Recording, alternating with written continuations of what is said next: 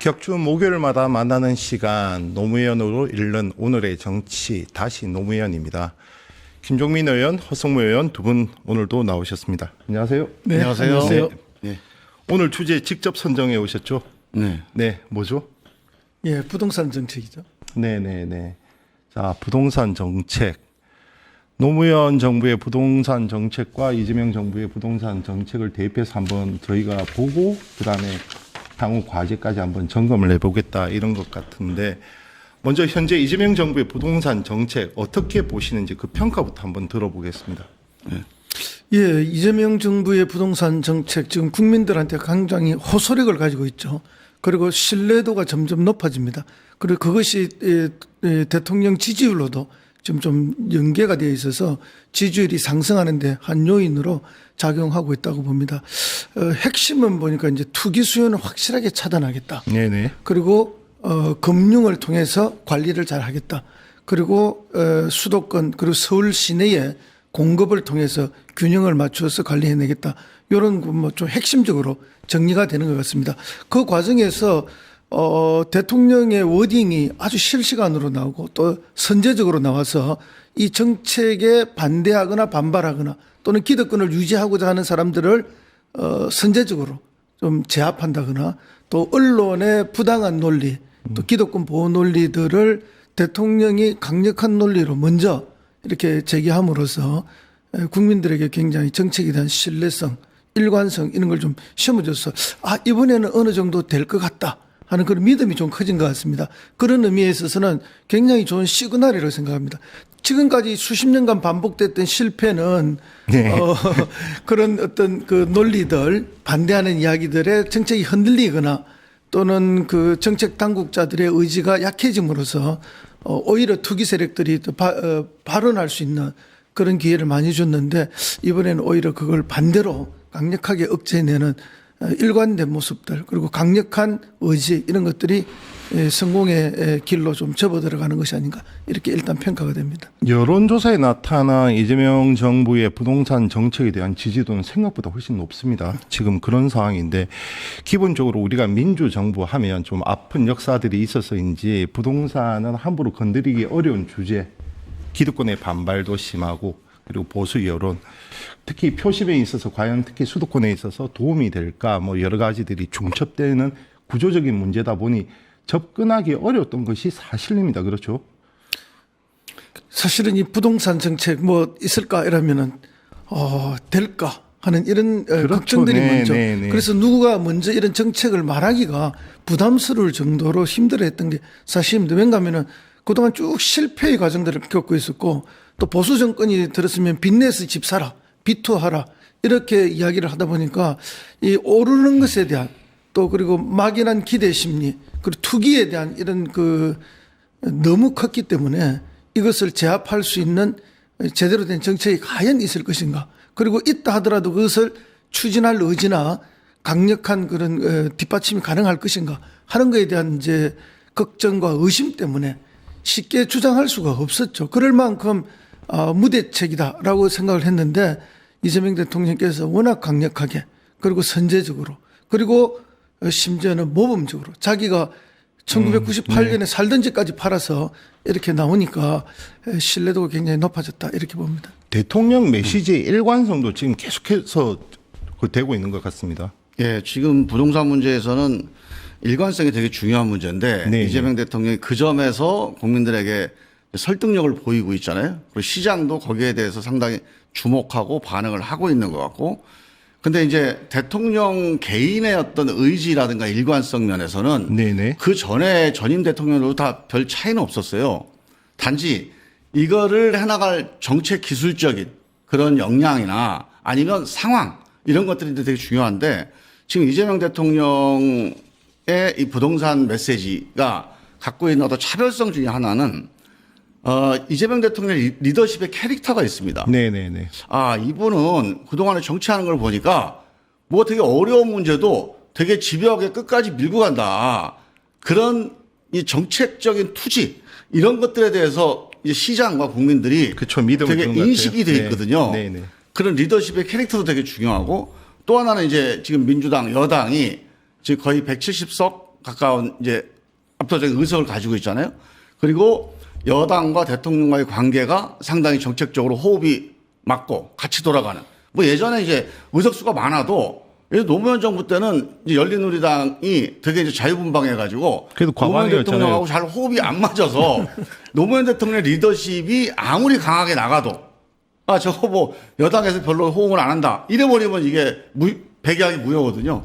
근데 그런 점에서 이재명 대통령의 상황이 되게 저는 그 전 상황과 상당히 이제 좀 진전된 그런 상황이라고 보고 저는 결정적으로 제일 중요한 게 우리 사회의 전체적인 상황입니다. 네네네. 지금 우리가 부동산도 부동산이지만 지금 대한민국에 제일 많이 나오는 키워드가 뭐예요? AI 아닙니까? 네네. 이 AI와 이 에너지, 전기, 이 대전환이 대한민국의 가장 큰 지금 숙제가 되고 있어요. 그런데 이 AI와 이 에너지는 엄청난 대규모 투자가 필요한 프로젝트입니다. 네네. 국가적인 프로젝트. 네. 단위 기업이 아니라 국가적인 차원에서의 투자가 필요한 건데 지금 대한민국의 돈이 다 아시다시피 부동산에 묶여 생산적인 데보다 네. 부동산에 많이 몰려 있어요. 네. 부동산으로 몰리는 돈을 이 생산적인 혁신 투자, 전략 투자 쪽으로 돌리지 않으면 우리가 AI 에너지 대전환을 대처하기가 어렵다. 이런 아주 절박한 인식이 있는 거고 아마 이재명 대통령이 부동산 문제가 상당히 오래된 묵은 문제예요.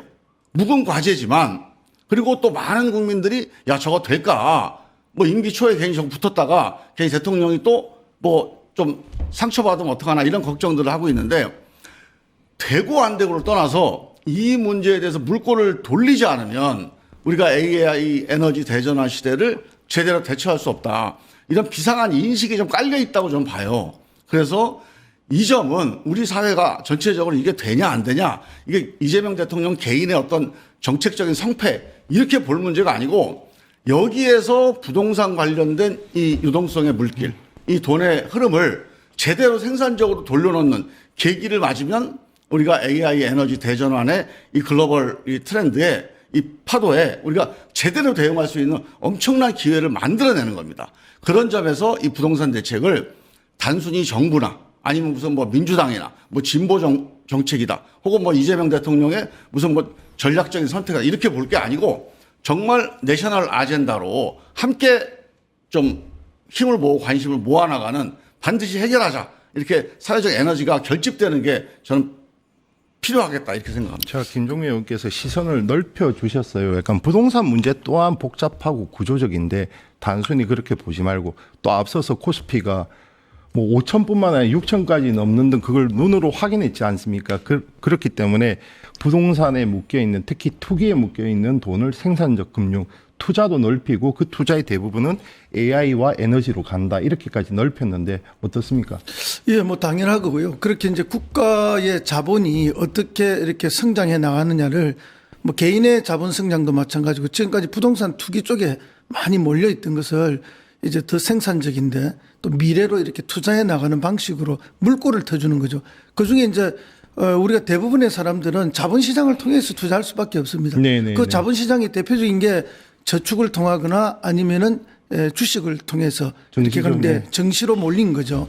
그리고 정시로 몰릴 수 있는 조건을 만들어 줬습니다. 상법을 1차, 2차, 3차 개정하면서 네네네. 이게 우리가 개미들이 투자를 했을 때 이것이 대주주의 이익을 받쳐주는 희생양이 아니라 나의 주식까지도 존중받는 그 가치가 인정되는 이런 방식으로 상법 개정을 해드렸기 때문에 투자가 쏠릴 수밖에 없는 것이고요.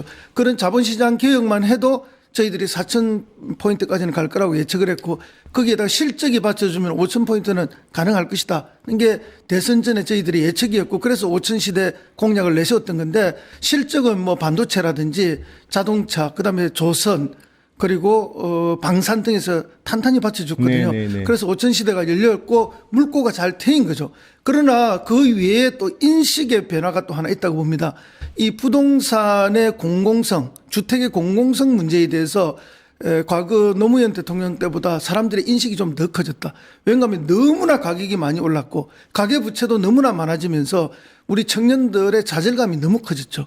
그래서 청년들이 기성세대에 대한 불만이 굉장히 많았습니다. 그리고 전통적으로 20, 30대가 민주당의 지지자였는데 이런 것들 때문에 오히려 민주당 지지로부터 이탈돼 나간 것들이 있었죠. 네. 그랬는데 이번에 이제 이재명 대통령이 이 부분을 굉장히 강조하면서 치고 들어가니까 이 공공성이라는 공정성이라는 문제에서 부동산을 통해서 재산을 이렇게 뻥튀기 해내는 투자가 아니라 투기가 되는 이런 방식에 대한 곤란하다 하는 것에 대한 그런 공공성에 대한 국민들의 동의가 많이 들어왔던 거죠. 이게 노무현 정권 때는 불과 벌써 20년 전이지 않습니까? 23년 전인데 그때 들어올 때하고 지금하고 그런 환경의 변화가 있는 거죠. 그런 면에서 또 성공할 수 있는 그런 리더십도 먹힐 수 있는 또 약간의 바탕이 있다라는 그런 평가를 하고 있습니다. 제가 이거 이제 좀 부연해서 말씀을 드리면 노무현 정부 때하고 이재명 정부 때 부동산 정책에 큰 차이가 있습니다. 네네네. 사실 기본 정책 수단으로 보면 별 차이는 없어요. 기본적으로 부동산 정책은 세 가지인데 하나는 세제, 그러니까 실거주 이외의 투기적 수요에 대해서는 과감하게 과세를 한다. 네네. 그 다음에 두 번째가 유동성, 돈이 부동산으로 흐르지 않도록 정책적으로 뭐 물기를 좀 다듬어 준다. 이게 유동성 문제고. 그다음에 세 번째 공급이죠. 그렇죠. 공급이 수요 뒤따라야죠. 공급에서 네. 중요한 게 공급이니까 이 세 가지가 부동산 정책의 핵심적인 요소인데 사실은 노무현 정부나 이재명 정부나 이 세 가지를 다 같이 밀고 가는 건 똑같아요. 근데 우리가 바둑에도 보면 똑같은 수라도 순서에 따라서 생사가 갈리잖아요. 네네. 이게 수순이라고 하는데 정책도 그거 되게 중요합니다. 이재명 정부가 저는 이제 이재명 대통령이 이 행정을 오래 해왔던 분이라 이 행정과 집행에 대해서 상당히 전문가라는 게 이 임기 초에 1년 동안에 상당히 많이 지금 드러나고 확인되고 있잖아요. 그리고 국민들도 그걸 상당히 이제 높이 평가하고 있는데 저는 지금 코스피 5천 정책을 임기 초에 드라이브 걸어서 상법 3차 개정까지 밀어붙였어요. 네네. 그동안에 이게 오랫동안 수십 년 동안 논쟁이 되던 문제를 1년 안에 그냥 밀어붙인 겁니다. 그래서 이게 지금 물길이 주식시장으로 그동안 가기가 어려웠던, 왜 신뢰를 안 하니까. 이거 뭐 오너들이 다 알아서 말아먹는 거 아니냐. 그러니까 네. 안 가요, 잘. 근데 이번에 야, 이건 주주들이 소액주주도 보호받는 그런 시장과 기업을 만들겠다 하고 법을 고쳐버리니까 글로 이제 관심들이 가고 있잖아요. 돈이 글로 흐르고 있어요. 외국 자본이나 아니면 우리 개인 자본들이 이렇게 해서 주식 자본 시장으로 물기를 어느 정도 맞춰놓은 상태에서 이제 부동산 드라이브 걸렸단 말이에요. 저는 이 수순이 중요합니다. 사실 노무현 정부 때 어려웠던 게 보유세하고 세제를 먼저 치고 나갔어요. 네네네. 그래가지고 기억합니다. 그거 잘한 거죠. 좋은 정책을 핀 건데 그걸 치고 나간 다음에 이게 안 꺾여요. 이유를 보니까 유동성이, 그러니까 돈이 계속 대출도 나가고 뭐 돈이 계속 풀리고 있는 거 부동산 쪽으로. 그래서 DTI LTV라는 제도를 노무현 정부 때 임기 말에 만드는 겁니다. 네네. 그러면서 조금 집값이 좀 안정되거나 잡혔단 말이에요. 순서가 바뀌었죠. 근데 이번 이재명 정부에서는 일단 유동성을 잡는 가장 중요한 대책. 그러니까 예를 들어서 부동산으로 뭐 전세 자금이라든가 규제한다든가 이런 거는 어떻게 보면 좀 단기적인 또는 보완적 대책이고 본질적인 대책은 부동산이라는 큰 자금 시장에서 자본 시장으로 돈이 옮기게 만드는 이 물꼬를 이렇게 틀어주는 거 있잖아요. 이런 조치나 이런 정책들이 전제된 상태에서 부동산 드라이브 걸리기 때문에 저는 부동산 시장의 반응도, 그러니까 예를 들면 뭐 투기 세력이라든가 이런 반응도 이게 쉽지 않을 거라고 보는 게 전체적인 자금의 흐름이 이제 부동산에서 자본시장으로 흐르게 되겠구나. 앞으로 AI 에너지 때문에 이쪽 투자가 더 많이 늘어나겠구나. 근데 계속 부동산에 담가 놓다가는 만만치 않겠네? 대통령 저렇게 세게 나오네? 이게 옛날하고 좀 다른 상황이 전개될 것 같다. 그런 점에서 저는 일관성 있게 밀고 나가는데 상당히 중요한 처음 이 시작을 잘했다고 봅니다. 신중론도 만만치 않은 것이 이 강남 불패라든지 그렇죠. 특히 부동산만큼은 마지막 최후의 자산이다. 또 불패 이러한 신화들이 있기 때문에 이렇게 오래된 고정관념이 꺾이기까지는 상당한 또 시간이 필요하지 않겠습니까? 예, 시간도 필요하고 그다음에 이제 서울 도심에 공급을 일정 정도 늘려주는 공급 정책도 중요하고요. 그래서 이제 용산에 공급을 하겠다는 거죠. 심지어 임대주택조차도 용산으로 공급을 하겠다. 또 태릉에 공급하겠다. 이런 이제 균형 잡힌 공급 정책이 필요하고 인식의 변화를 위한 일관된 정책이 제일 중요한데요. 사실은 이 정책 수단은 뭐 우리 김종민 의원이 말씀하셨지만 그때나 지금이나 바뀐 게 별로 없습니다. 사실은 그때 다 도입된 겁니다. 이제 종부세 그때 도입됐죠. 네. 굉장히 중요한 것은 뭔가 하면 그때 실거래가 신고 제도라는 게 나왔습니다. 그 지금 이제 정착이 됐죠. 그래서 과거에는 10억짜리 집을 사고 파는데 신고는 2억밖에 안 했어요. 그래서 이게 등록세, 취득세 다 포탈하는 거죠. 네네. 그리고 양도하는 사람은 양도세를 포탈하는 거죠. 그렇게 세금을 다 빼먹는 현실이 있었습니다. 그것을 이제 구조적으로 뜯어고쳐서 이게 지금 정착화됐습니다. 그런 게 있었고, 그 다음에 이제 재산세를 부과할 때 과거에는 아파트 같으면 평수 기준으로 부과를 했습니다. 네네. 그것을 노무현 정권에 들어서 기준을 바꾼 거죠. 그러니까 지방의 50평 아파트가 2억밖에 안 하는데 그때 당시 강남의 32평 아파트는 10억을 했어요. 그런데 이게 세금 부과는 재산세 부과는 평수로 하니까 싼 지방의 아파트 사람들이 더 많은 세금을 내게 되는 거죠. 네. 그래서 이것을 가격 기준으로 현시가로 이렇게 하면서 공시가격이라는 게 나왔습니다. 그렇게 하다 보니까 이제 세제의 형평성이 그때 만들어졌죠. 이것이 그때 이후에 지금까지 꾸준히 지금 오고 있습니다. 정착이 됐고 이제 이런 과정에서 양도세 중과 유예를 지금 더 이상 유예해 주지 않겠다는 거 아닙니까? 이렇게 되면은 그리고 실제 실주거하는 한 채만 봐주겠다는 거고 나머지는 다 세금 정책과 금융 정책으로 규제를 강하게 들어가겠다니까 먹힐 수밖에 없는 상황이다. 그래서 과거의 실패 경험만 보던 많은 사람들이 이번에도 신중하게 봐야 된다. 실패하지 않을까 이런 걱정을 하는 건 사실입니다만은 제가 볼 때는 그때와는 좀 상황이 다르다. 이제는 상당히 성공을 거둘 만한 증거들이 보이고 있다. 그래서 강남에 실제로 매물이 좀 늘어나고 강남뿐만 아니라 용산 그리고 가격도 조금씩 내려오는 경향이 있는데 물론 이게 이제 공급이 뒷받침 안 되면은 어려움이 있습니다만은 공급 대책도 세우고 있는 상황. 지금 공급이 없는 것은 사실은 윤석열 정부에서 공급 대책을 그때 안 그렇죠. 세웠기 때문에 그렇죠. 네. 지금 네. 공급이 네. 없는 거거든요. 그런데 지금 이 정부에서는 공급을 세우고 있고 물론 오세훈 시장이 반대하고 방해를 하고 있습니다만은 결국은 공급이 될 겁니다. 그렇게 되면은 2년 반, 3년 후에는 공급이 시작되니까 이 정책의 성공 가능성이 그 어느 때보다 높아진다고 저희들은 확신하고 있습니다. 문재인 정부에서는 왜 실패했던 거죠? 근데 이제 전체적으로요, 이 정책이 모자라서 실패했다기보다는 노무현 정부든 뭐 이명박 정부든 문재인 정부든 부동산 등락에 가장 큰 영향을 미치는 거는 유동성입니다. 돈이 풀리는데 왜 대한민국은 이게 부동산 문제로 자꾸 나타나느냐? 이 자본시장이 취약해서 그래요. 만약에 돈이 풀리면 자본시장으로 가서 주가가 올라야 되잖아요. 근데 대한민국은 이 자본시장이 취약하니까 신뢰가 안 되니까 부동산으로 다 몰리니까 글로벌 유동성이 풍부하게 풀린다. 그러면은 이제 전체적으로 전 세계적으로 부동산이 올라가거든요. 근데 한국은 유독 많이 올라가게 되는 이런 현상이 이제 반복된 건데 저는 지금 이재명 정부에서 지금 상황이 상당히 이제 부동산 문제에서 한번 노력을 해볼 만한 상황이 국민들이 기대를 크게 하잖아요. 근데 몇 가지 이제 한 발 더 나가야 될 것들이 있어요. 크게 보면 이제 세제 같은 경우, 단기적으로 세제인데 세제 같은 경우는 아직 보유세 문제가 노무현 정부 때 종부세 도입했다가 이명박 정부 때 다시 또 백도했다가 이게 재정비가 안 돼서 윤석열 정부 때도 또 이게 좀 느슨해졌거든요.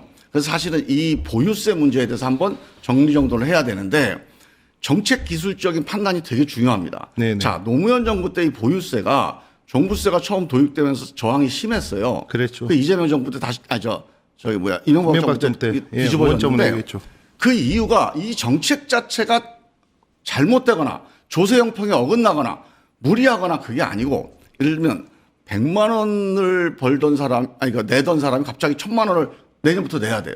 그러니까 이런 거는 1000만 원 내는 게 마땅하고 정당한데 갑자기 100만 원, 1000만 원에 과도하게 이렇게 순식간에 점프업을 해버리면 엄청나게 이제 감성적인 저항이 생기거든요.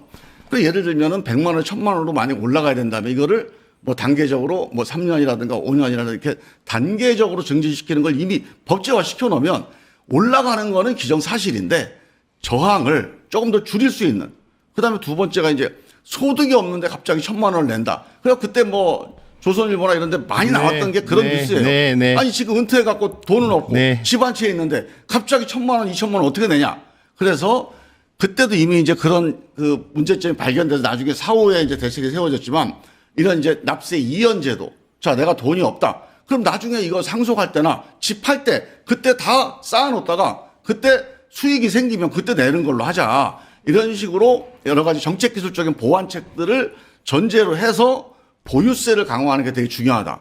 그 다음에 이제 공급 문제가 있는데 공급 문제에서 중요한 거는 저는 그러니까 그 숫자를 많이 늘리는 것도 중요하지만 제일 중요한 게 수도권, 서울의 이 주택 동향이잖아요. 주거 동향.